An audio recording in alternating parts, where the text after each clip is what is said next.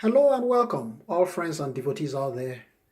Today is the 16th of April 2019, 16th of April 2019. And I'll be interested in talking very briefly about a very great man um, that I've been really interested in talking about for quite a while now.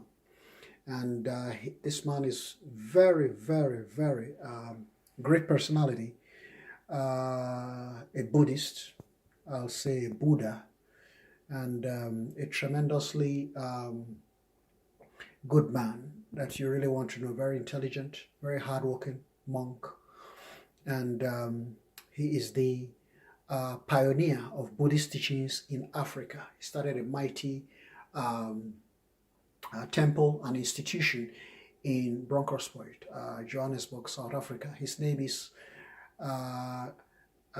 most venerable Master Hsing. Master Hsing is a tremendously great personality in Buddhism, and his teachings are wonderful. They are about, it's just like the Dalai Lama. I mean, there are a couple of them. There are a couple of tremendously great Buddhist masters who have done some very profound works in our times. Now, a lot of people have misconstrued Buddhism as a world religion, which is not. Buddhism is just a teaching, like any other. This is like computer programming, like mathematics, like psychology, like philosophy.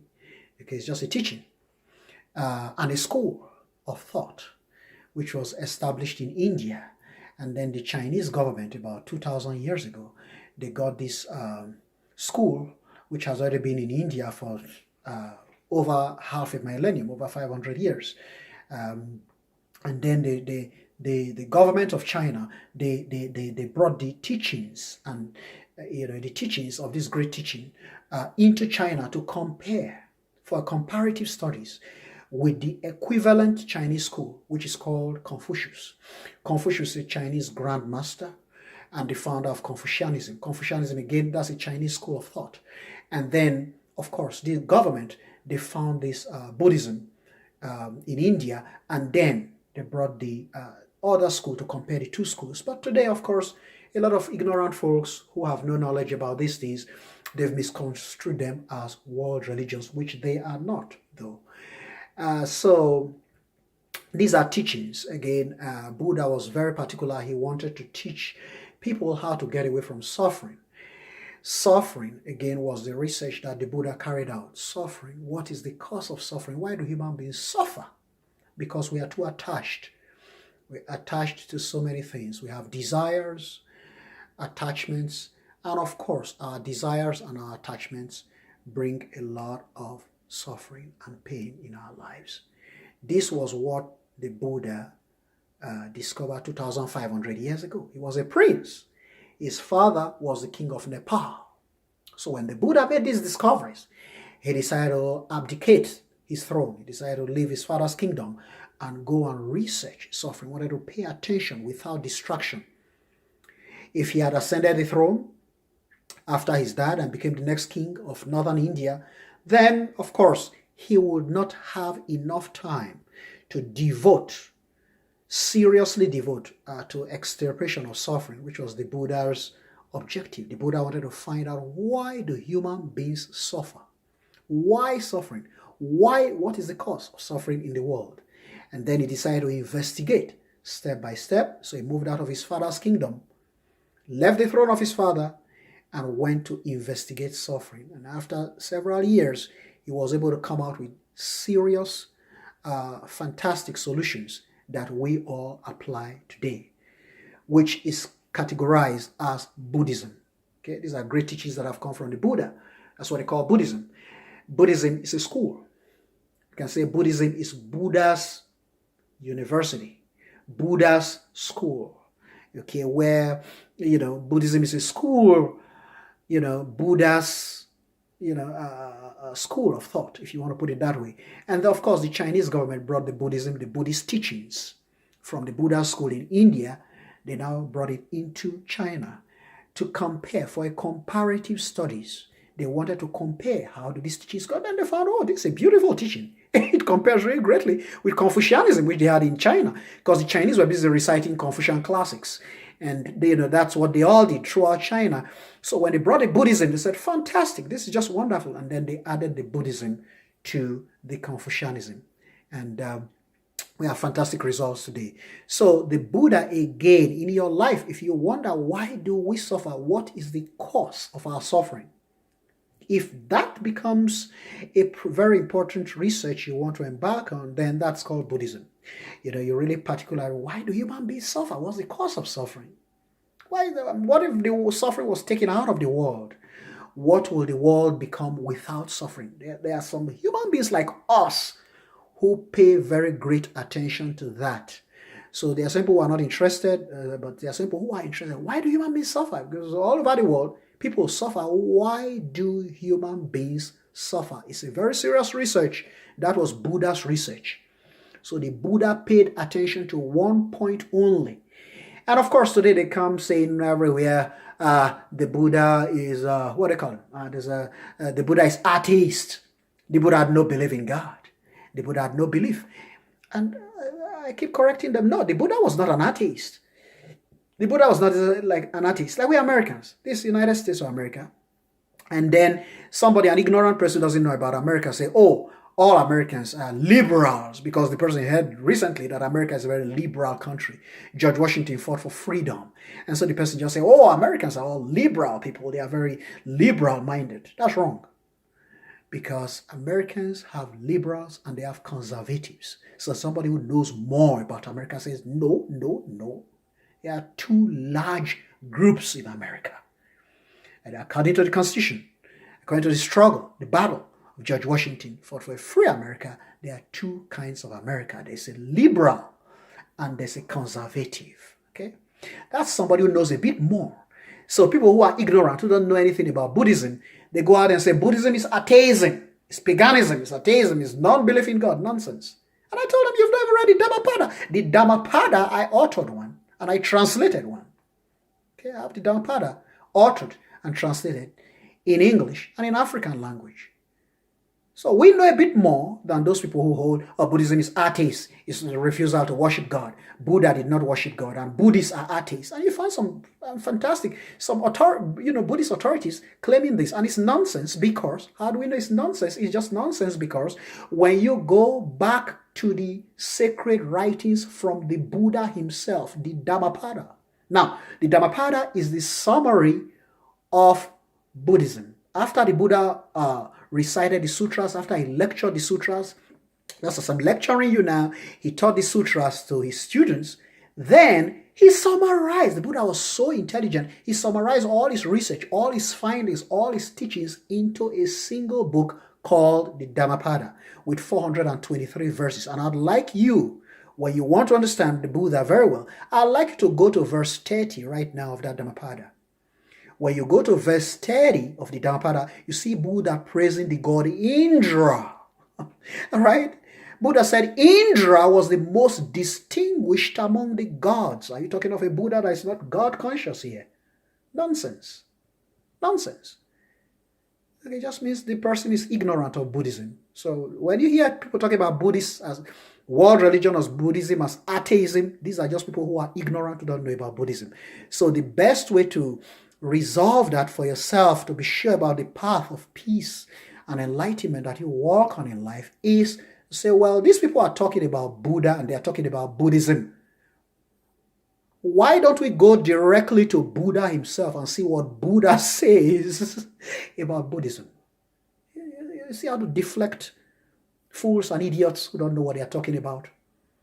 So when we want to know about Buddhism, do we learn about Buddhism from somebody who studied Buddhism, or are we going to learn Buddhism from here? Is it from some scholars of Buddhism or from the Buddha himself?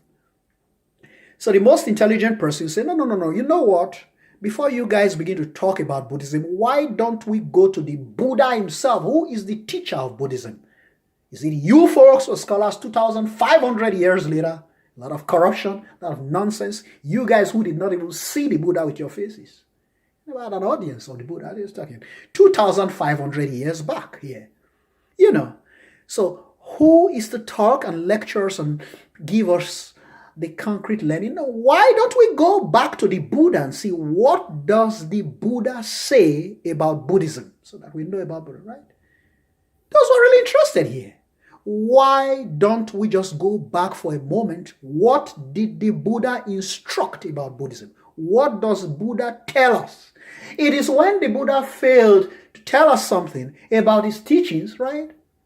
That we go about some, maybe look for the nearest scholar. Then, okay, what did his disciples say? His immediate disciples, Nagarjuna, all his disciples, people sat around him. What did they say next? Right? Then you graduate in degrees. So when the Buddha himself is here praising God and saying Indra, Dhammapada, I refer, go back to the Dhammapada right there. Open your Dhammapadas, go to the 30th verse. We have no doubts about this. Go to the 30th verse. Dhammapada is not a scholar of the Buddha. Dhammapada is what the Buddha said about his teachings, about his sutras. Okay? Verse 30. So the Buddha said Indra was the most distinguished of the gods. Is Buddha God conscious? Of course. The Buddha is God conscious. The Buddha's father was a Hindu, worshipped Krishna. The Buddha practiced yoga, established by Krishna. Krishna is the supreme personality of Godhead. What are we talking about here? Right? The Buddhists, they do yoga every blessed day. What's the origin of yoga? Yoga is Krishna. It's Krishna's medicine. Yoga is Krishna's medicine. So what are we talking about? So how do you practice yoga and say, oh, Buddhists are atheists? No.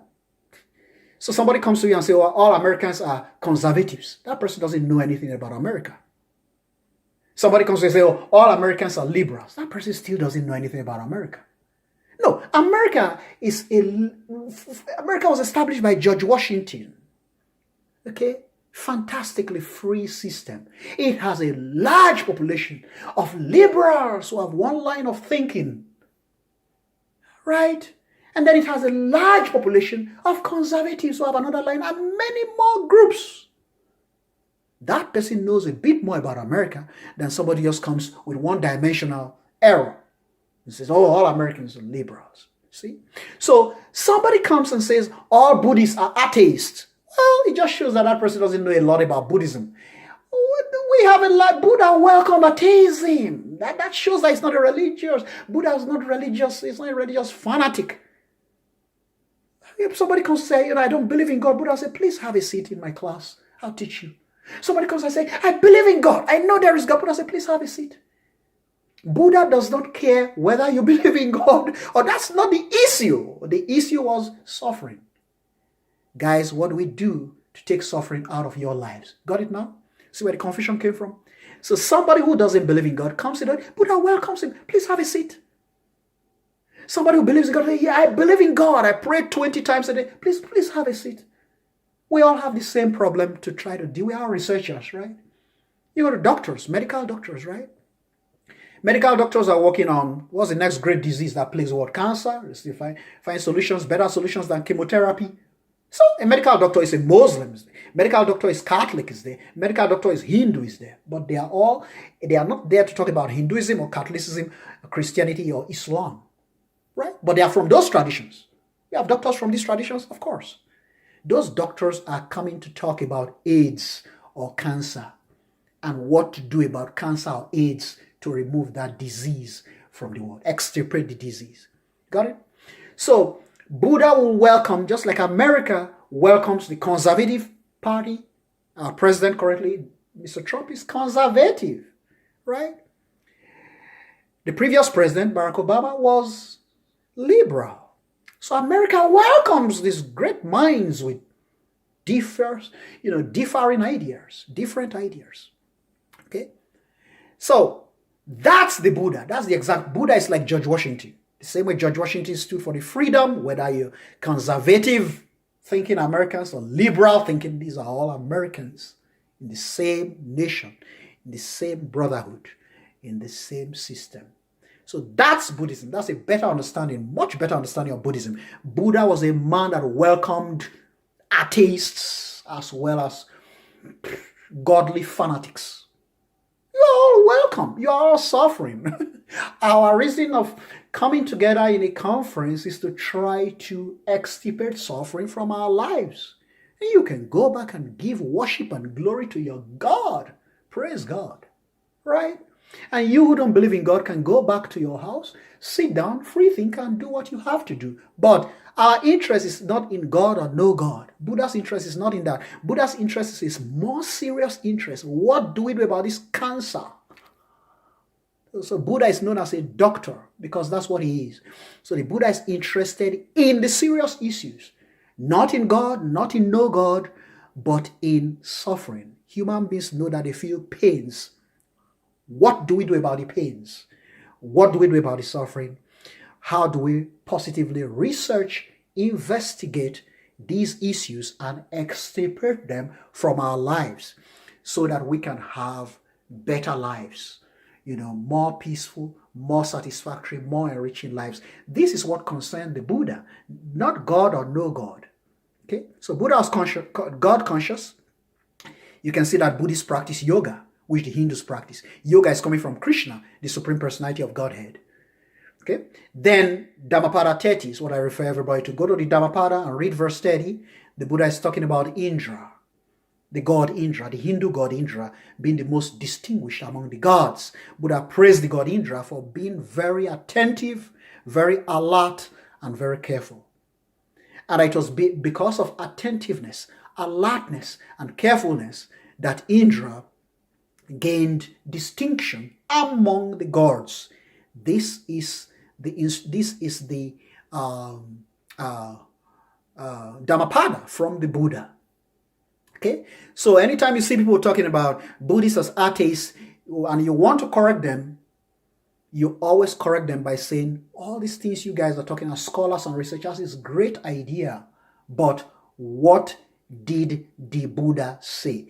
Did the Buddha say something? This is the best way to correct people. You see, the best way to correct people is not to be misled by their own error, but to go back. Who is the teacher? Whenever you hear people talking, about Buddhism is atheism, you should correct them by saying, did the Buddha say so? You nicely kind of correct it. It's very easy to correct them. Buddhism is atheism. You said, oh, is that what the Buddha said? Right? Is that what the Buddha said? Did the Buddha say so? Is it so? You see? Oh, is that what the Buddha said? Did the Buddha say, oh, Buddhism is atheism? Can we see a verse? Is there a verse in the sutras where the Buddha taught that we should not believe in God? Are there some sutras to the effect? Did the Buddha give instructions? There is no God in the skies? Never. Okay? So those people are just coming up with their own wrong ideas of Buddhism. And as I said correctly now, the best way to correct those erroneous ideas is to politely, very politely, say, oh, Buddhism is atheism. You politely say, oh, Buddhism is atheism. Great. Is that what the Buddha said? They say, yes. Buddhism is atheism. Is there some literature to the effect? Is there some writing, some sutras, where Buddha said, no believe in God? There are some sutras about it. Because you have to have something in writing. Intelligent people reason according to writings. Intelligent mind work with what is written. What is written? Authoritative writings. So idiots and fools come, oh, Buddhism is atheism. That's their dream, or to try to discredit. Oh, Buddhism is atheism. Buddhists are people who don't believe in God. Some monks and people who don't believe in God, they go to their temples, practice atheism and paganism. Some pagan and atheists. Oh, you say, oh, wow, that's good learning. We better investigate this. There's serious research here. So that Buddhism is atheism. Oh, wonderful. Is there some writing to that effect? Is there something, some sutras that the Buddha recited to tell people, folks, there's no God? Is there some writing? Some authoritative writings that we can go by on this? And then you find out what they say. Okay? Because Buddha has instructions. Buddha's instructions were written, so we know what is authoritative. Okay? So we do know, as I corrected on this matter, because I'm a strong believer in God, that the Buddha was a strong believer in God, because his father, the Buddha was not just an ordinary Hindu now. The Buddha was a Hindu prince. The Buddha was the prince of Nepal. The Buddha's father was the king of Nepal, Prince Charles of England, the Prince of Wales, okay, King Solomon, okay. So the Buddha, of course, was the prince of northern India. So he had to believe in God. He's definitely believed in God. There's no question about that. And the clarification to this is to go back to what the Buddha said in verse 30 of the Dhammapada. He praised the god Indra as being the most distinguished among the gods. And he praised the god Indra for being very careful, very attentive deity. Now, let me read a brilliant teaching from the Grand Master Hsing, the great master of humanistic Buddhism today we have in our time. We are very fortunate. We have this great saint in our time, very distinguished scholar of Buddhism and the source of Buddhism to Africa. He established Buddhism in Africa about the turn of the millennium, nearly 2 decades ago in Bronkhorstpoort, South Africa. I'd like to read some of the wisdom from Master Hsing. So let's read this. People today emphasize planning. It's a bit different now. I'm trying to we're going to go into some what I call the oracles. I call these the oracles. It's very important. If you don't understand what oracle is, I'll teach you. Oracle is like a body, a repository of wisdom, a very special repository of wisdom that people consult when they want enlightenment on issues. They go to some very authoritative repository of wisdom when humans seek wisdom. That's what is called oracle. Oracle is a very authoritative repository of wisdom that humans consult when they want light on an issue, enlightenment on an issue. People are clouded, they're in the dark, they are not sure, they go to an oracle, a very authoritative repository of wisdom. Master Hsing is an oracle. He's an oracle of Buddhism. He's in the Buddhist lineage. He's a Buddhist master, a Buddhist monk. He's over 90 years old now. He's a very old man of Chinese origin. He lives in Taiwan. And Master Hsing, of course, very distinguished. He has built about 7 universities worldwide, including the one in South Africa, 200 temples, thousands of monks and nuns in the Buddha Light Foundation, which he established. Okay, Fo Guangsheng. It's called Fo Guangsheng. Fo is Buddha in Chinese. Guang is light in Chinese, and Shan is mountain. So it's Fo Guangsheng is Buddha Light Mountain, as we translated them literally. Okay, so it's Buddha Light Foundation. Master Hsing is very famous. And he has one university here in the United States, which used to be called Silai University in California, Rosemead, California. And later on, the name of the university was changed to University of the West. Okay, that's his university in the United States. And he has several more in Taiwan, Philippines, Australia, and all over the world.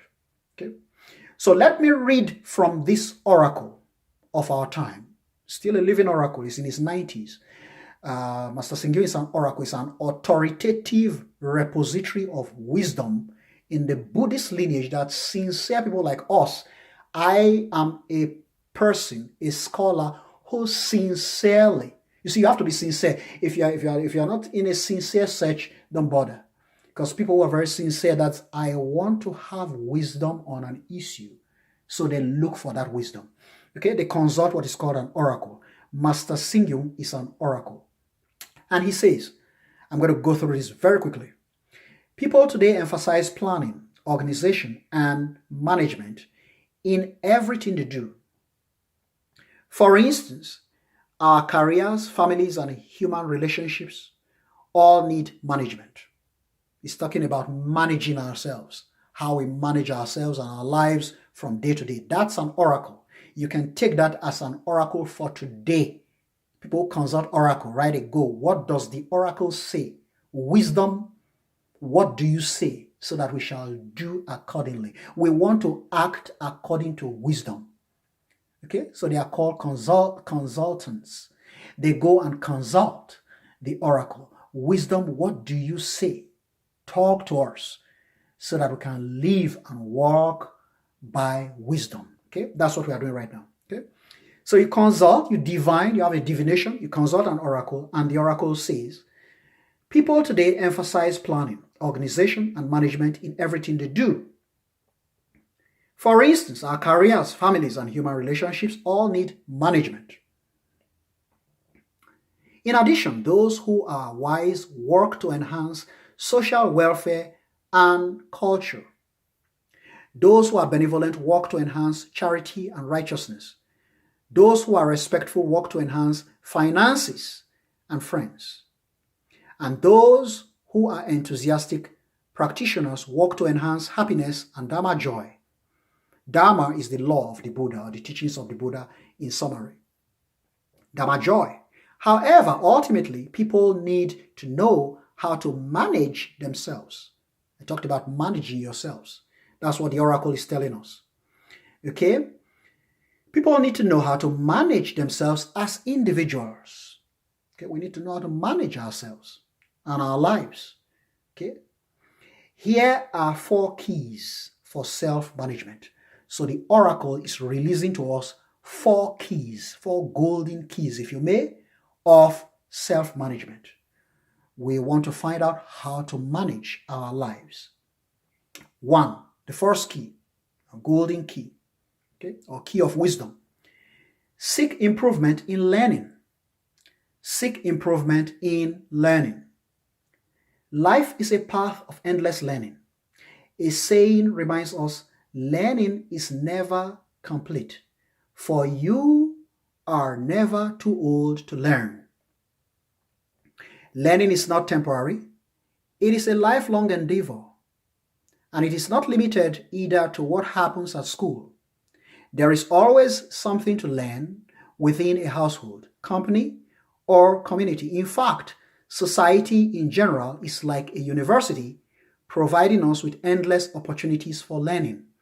When learning, it is important to strive for improvement.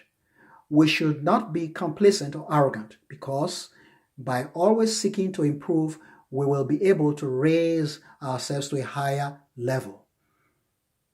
The second golden key from the oracle, Master Hsing, venture wide and deep in the industrial and commercial worlds.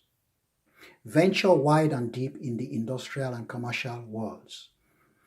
These are times of advanced communication and active industrial and commercial development. After graduating from school, we all need to join the workforce. Whether it be in commerce, industry, or agriculture, there are various organizations such as cooperatives, unions, and farmers associations that exemplify how teamwork and human interactions are emphasized in today's world. So when we participate in a meeting and associate with other people, we need to pay attention to all levels of relationships. Only when we can appreciate and manage human relationships on multiple levels will we be able to venture wider and deeper in our careers and succeed more easily in what we do. Golden key number 3, the third golden key, right? Be cheerful in managing human relationships. No one can live life shut off from the rest of the world, especially in our modern society where human interaction is dynamic and ubiquitous. People today are closely linked within the societies, the world, the earth, and even the universe in which they live. Thus, we need to know how to manage human relationships well. We should give others joy and benefit. In developing our careers, we must be cheerful and able to share a laugh with others. we need to have a sense of humor and not be stiff or solemn so as to gain the support of others. The fourth golden key, or golden key number 4. Be calm and connect with our spiritual side when we are alone. Be calm and connect with our spiritual side when we are alone. Okay, Buddha calls this kind of practicing meditation. Okay, practice a lot of meditation, folks. Now let's listen to the oracle. Keeping busy and being tense is often the portrait of a modern life. When we are alone by ourselves at night, after a day of hustle and bustle at the workplace, we should not be thinking about the right and wrong between self and others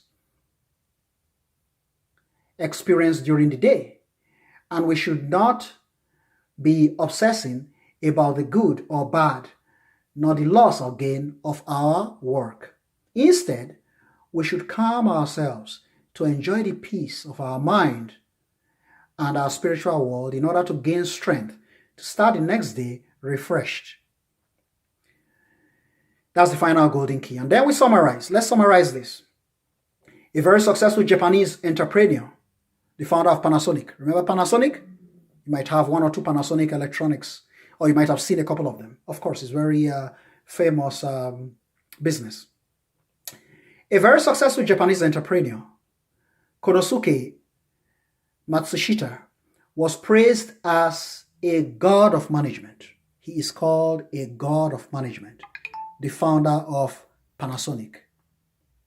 A god of management. He was praised as such. Aside from his outstanding business success and personal wealth, he also gained recognition for his humanistic style of leadership, which was the true basis of his success. Therefore, in life, we not only need to manage our tangible wealth well, more importantly, we must also learn to manage our intangible spiritual world. This is indeed the key to good self-management. So here, Master Hsing gives an example with a very great businessman of the recent past, the founder of Panasonic. Remember Panasonic very well. I mean, electronics, fantastic Japanese electronics. His name was Konosuke Matsushita.